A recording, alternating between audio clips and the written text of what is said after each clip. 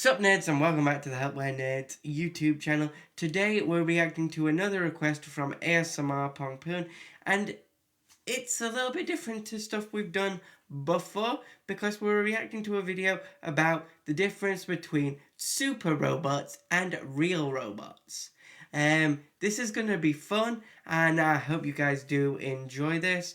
ASMRPongpoom was one of the first people to give us a request on the channel, so it's always good to hear from them. And if you do have requests, join us over on the Discord, where all requests are heard and added to the list if we're able to. So with that being said, let's dive into this, and thank you again ASMRPongpoom for this request.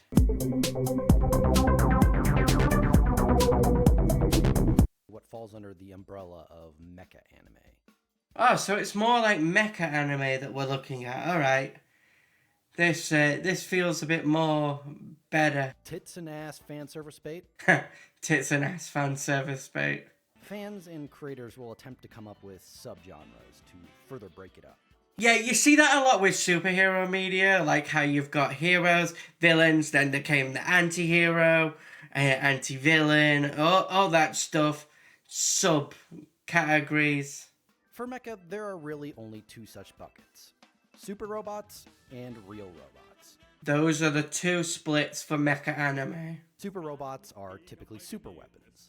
One-off creations with... So, kind of like the Iron Giant then. He uses it to fight ancient robotic monsters.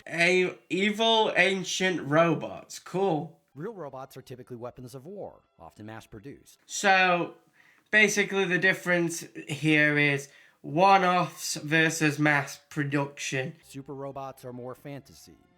Real robots are more hard science. Fantasy science. I get it. And it's not all about tone, either. So, tone doesn't play a factor then. So, you've got a whole split based on, it doesn't matter if it's a goofy show or a serious show.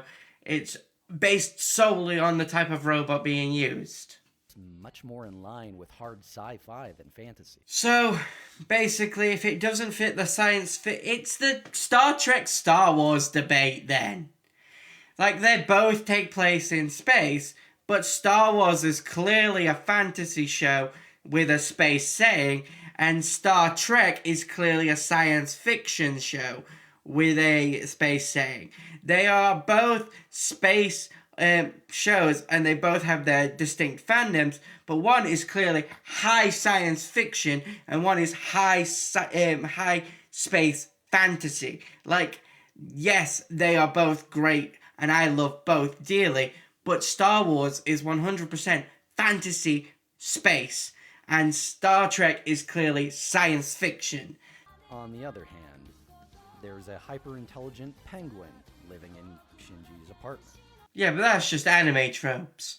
When isn't there a highly intelligent penguin? Bucket metaphor is kind of daft, when really, genres are more of a spectrum. Oh, I guess the line is very thin, is what you're trying to say. Give something out of your comfort zone a chance, that there might be other series and genres that you've never considered that you may greatly enjoy. I watch anime, and I don't really stick to a specific genre of anime. I just watch whatever catches my eye on Crunchyroll or whatever I'm watching anime on that day. To be honest, I tried Slice of Life and really enjoyed it. I've tried robot anime. I've tried isekai anime and really enjoyed it. Gao Gai Gar is the greatest. It looks like he's playing an entire theme song. We'll just jam out.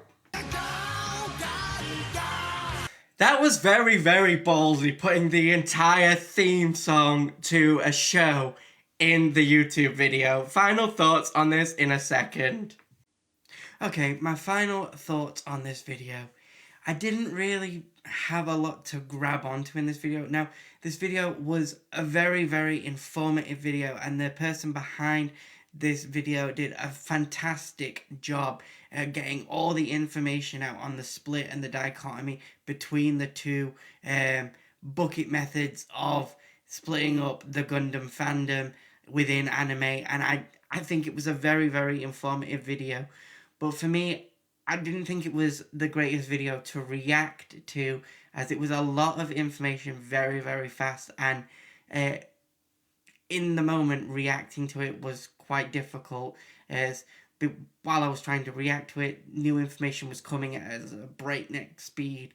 So I reacted to what I could, but by the time I reacted to it, we'd moved on to a new section.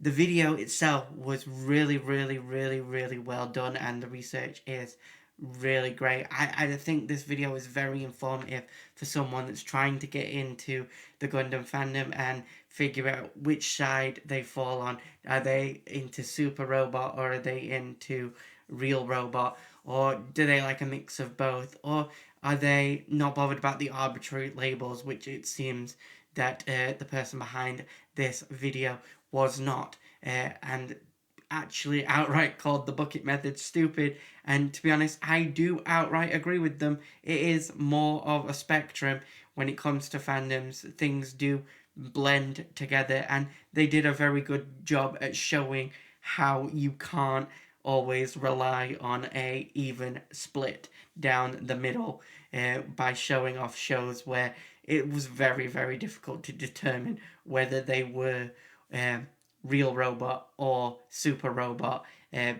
due to the elements that they had. I do think that my analogy does hold up, though. If you're looking at Super Robot, it is very, very fantastical and fantasy element, which is Star Wars. And then you have Real Robot, which is very sci-fi heavy, which is Star Trek. Those are the dichotomy space fantasies, but one is sci-fi and one is fantasy. They just happen to take place in space. So I do think that for layman's terms, those are the good ways to look at it through a pop culture lens. If I was going to analogize it myself, I'm trying to basically say that while I did have a hard time reacting to this video, it is no fault of the person behind this video, and I did really enjoy the video itself. It's just, it wasn't the best to react to, and I don't think that that was the fault of the person behind the video or the person that recommended the video themselves. I just think it was a very fast-paced video and probably not designed to be reacted to. I feel like that is probably the crux of it. But when we're looking at the content itself, I think it laid out the argument very, very well and showed why placing them in separate buckets doesn't always work, and why a spectrum method would probably fit better, as you can kind of see where the Venn diagram would cross over in certain areas, and they do lay that out very, very well throughout the video, to the point where I was even lost as to which one fit into which one. Not that I was able to articulate that throughout this video. So that is a fault of mine, not this video. That is what I'm trying to say in this closing argument part of the video. I'm hoping I'm getting that across without being too repetitive. Also, I really did enjoy the ballsiness of putting the full outro to an anime at the end of the video. If anyone knows what it's like for YouTube monetization and copyright claims, that was sick as hell doing that. I thought that was awesome, and I really did enjoy boogieing along to that. I'm going to make sure that there's a clip of me dancing to it at the end of this video for you guys to enjoy that and solidify my embarrassment up to here. But hey ho, you guys deserve it. You've sat through this video, so enjoy that. And with that being said, thank you ASMRPongpoom for recommending this video. It was very enjoyable regardless of being hard to react to. And thank you Zorak for creating the video, otherwise we wouldn't have had this content. I will link the video down below for you guys to go check it out yourself. I do recommend that you go do that, as you'll get the information a lot clearer that way. Yeah, if you want to check it out by searching for it. Go find Zorak Goes On over here on YouTube, or click the link in the description down below to find the exact video that we reacted to today. And with that being said, don't forget to like, subscribe, and ring that notification bell to stay up to date for when we drop new content. And as always, stay happy, stay healthy, and most of all, stay nerdy.